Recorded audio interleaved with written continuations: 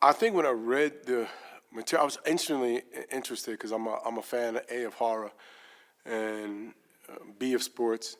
And before A and B, I'm a big fan of Jordan Peele and the Monkey Paw brand. I just feel like he does really quality stuff, whether uh, whether Monkey Paw is producing or Jordan's actually directing. He's always been I've always wanted to be a Clay in his world and see where that goes. And coming, I only did horror parodies because I was such a fan of horror movies, and to actually for this one to be like my first like intro into real horror, I don't think I'm in great hands. And then when I heard it was Justin Tipping and I seen Kicks, I was like, yeah, I'm in. Because Justin, you know, that's the other thing about Monkey Paw. They got great taste in who they attract as talent. And Justin is a tour de force. He's a super talented director, a visionary.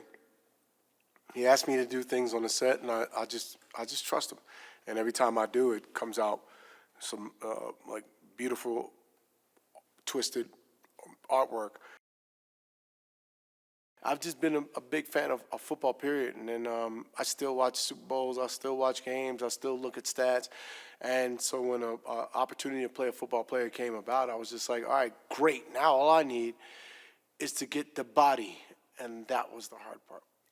But I feel like if I did the work to get the body, I feel like it'll put me in the mindset of Isaiah. I would say it's a psychological horror thriller in the world of sports. But I really think sports is just like a splash. It's not a sports movie. You've never seen a sports movie like this. It's different. The way it's shot is different. The plays are different. The amount of football in there is not a lot of football. This is more about like fame and the devils that come with it. It's like a double-edged sword. I think Isaiah needs Cam to be successful. But I think Isaiah is so that he can retire. But I think Isaiah's ego is holding on to something. He still wants it. The ego always wants to be the famous guy. I've been famous since I was 19. I don't know what it's going to be like when I'm like 75 and I'm not famous no more. You worked your whole life for that kind of love. And then when it's gone and somebody else has your spot and there's a new funny dope actor out and you're like, hey, he ain't doing it like I did it. That has to be tough. So I empathize with that. And I think Isaiah wants Cam, part of Cam, to be successful, and the other part wants him to fail because he still wants to be that guy. It's been a dream of mine to work with him in whatever capacity. And after reading the script, first page, I'm locked in. Growing up playing sports, that was my life and my identity. And I don't think we talk enough about how athletes put all their identity in who they are on the field. Working with Marlon has been a blessing. And, I grew up watching Marlon and obsessed with his comedy. And you meet people who are funny on stage in the movies, but when you actually get to know who they are, they're just genuinely funny as they exist. I think that's been fascinating to work with, and just discovering new moments in the script. And I think God is purposeful and, divine timing, and in a time in my life where I'm yearning for brotherhood, God put someone who is the epitome of brotherhood in my life. And I think we've been exploring the brotherhood aspect of this film because, we're competitors in the script and as human beings ourselves. But I think there's beauty and love within that. And as the days go on, we just fall into that brotherhood. And, I love annoying him like a young golden retriever. What's Marlon doing? What's Marlon doing? So, but yeah, we push each other to heights that we didn't think we were capable of in the gym, on set, just hanging out, playing pool. When we first meet Isaiah, Cam puts his trust in who he is. It's like meeting any hero of yours. You're like, oh, he's won 8 rings. He's Isaiah White. He's looking out for my best interest. And then as time goes on, you start to see that, the talent, the caliber which Cam is playing at is it's scary in a good way, and it starts to shake Isaiah. And I think he starts to notice and like clock certain moments, and it starts to take a scary turn to where it's your idol becoming your rival and literally trying to steal your life from you. Justin, man, he's such a profound storyteller, constantly taking me to places that I didn't think I could take myself. You read the script and you have an idea what the circumstances might look like, what are the stakes, and then working with Justin, he knows how to take you on that roller coaster of what am I experiencing? Where am I willing to go? There's vulnerable places that, Tyreek is afraid of, but, Justin knows how to walk you and tell you that everything is okay. When I, read the script, immediately obsessed with Elsie. I feel like I can kind of relate to her in a sense. I've also dated men who were goats in their field, so I know what that feels like. And then, trying to also make a name for yourself in their shadow. But, she calls the shots too, she kind of sneaks up on you. You don't really know what to make of her, if she's trustworthy or not. I love Elsie because she came from, humble beginnings. She had to not necessarily work hard, but she had to work smart. She learned how to manipulate situations in her favor. She learned how to do a lot with a little, and it got her to where she is now, running multi-million-dollar companies. She's built an empire for herself. And, at the same time, I think Isaiah is so great because he has her in his corner, building him up. And, she sets the bar high for him, and she has expectations for him. And so they're kind of the perfect match because they keep each other on their toes and kind of always striving for more. And I think it's a successful relationship. I always say that, the crew and the cast is only as good as its director, and if the director has a bad attitude, it kind of trickles down the chain of command and everybody feels it. But in this instance with Justin, who has just been so amazing, so understanding, and also just very intuitive, and and also so open to experimenting and doing improv and trying new things, and he kind of lets us do what we want to do, and that's always just the best because you can maybe even get things out of the story that you wouldn't have otherwise.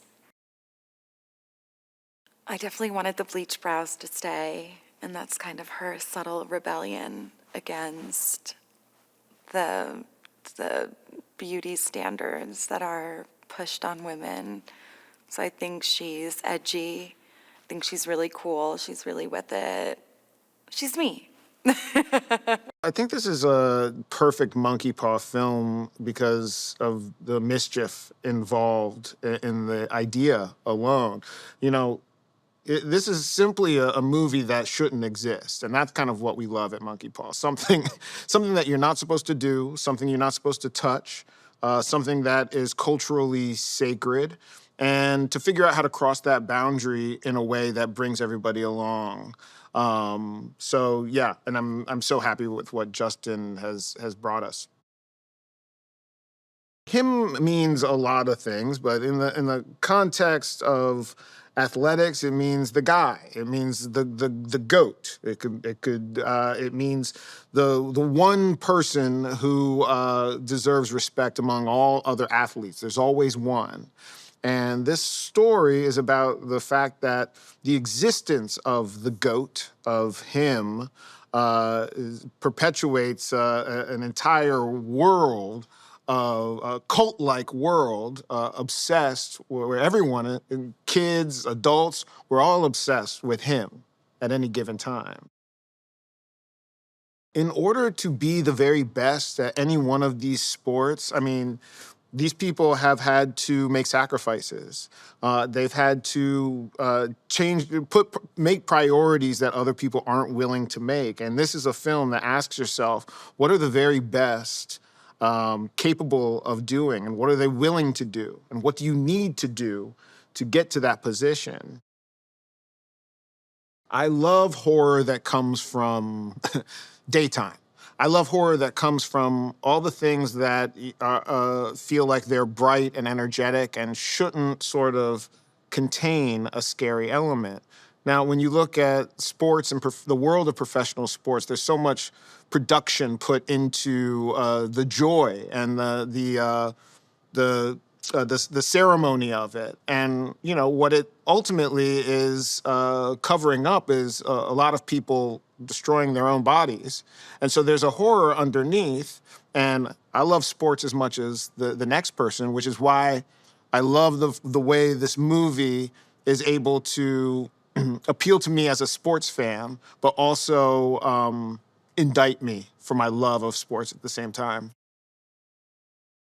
It's rare you can see in one performance somebody, the child in somebody, and the grown-ass man in them in the same performance. And that's the sort of journey he goes on, and he hits some sinister places, he hits some very dark places, and he hits some very fun wish fulfillment places. And yeah, you just can't take your eyes off him. The ladies like him too, is what my understanding is. That's what I've been told. He's hitting the end of the road and is most likely gonna have to walk away from the sport, which is torturous as an athlete because, you know, if you're a painter, you could paint until you're on your deathbed essentially. But when your work and your love and your craft is sports, there's a ticking clock.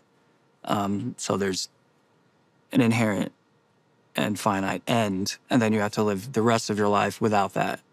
So I think we're meeting Isaiah White at this moment in his life of hitting crossroads, hitting that moment and not wanting to let it go. Tyriq's character, Cameron Cade, is like entering this situation where it's, I'm gonna learn and I want to emulate and become him. And he'll eventually be confronted with the choice of, will he follow the exact same path Isaiah or take his own path? Marlon's so good in this movie. And it's the same thing where it was like, Marlon was perfect because he is a GOAT in his own category. I don't think he's been given his flowers, and I don't know if he's had the opportunity to be that kind of leading role with this kind of range. So I was so excited to give him this opportunity to just showcase what I think, at least I knew he was capable of. In all those moments where she's on screen, she's basically ended up being the comedy relief. And I knew it, like, it's very, like, meta. It's very kind of self-aware, the movie at times. So she understood the assignment. And there was a really amazing collaboration in terms of, like, what was scripted and what she was improvising. And, yeah, I wish we could print all the dailies that she was going off because they're funny. They're very funny. We're leaning into the psychology and the psychological horror, which means at any moment, it could be a visual cue, it could be a sound cue. You don't know what's going to hit you. And that's the fun we could take it really dark and terrifying. I know that some people want to look away. And that's okay if you look away. It's okay. No one's judging you. Him is the person who doesn't need a name because they're so transcendent, they're so undeniable. And so much of our culture around heroes and sports and celebrities is all about that one person, and often it's a guy when it comes to professional athletics. And so him has become a little bit of a zeitgeist word right now. But I think it also has really interesting biblical allusions and mythological allusions, and it's kind of scary too. Near the beginning of the film, Cam is brutally attacked in a shocking and potentially career-devastating way. And so the rest of the movie after that is about, can Cam hold on to what really makes him himself and at the same time be able to chase his dream when the circumstances have been changed so dramatically for him? And that's his journey. Marlon Wayans is pure mischief. It's fantastic. I mean, there's a version of this character that gets played in a hyper dark, intense way.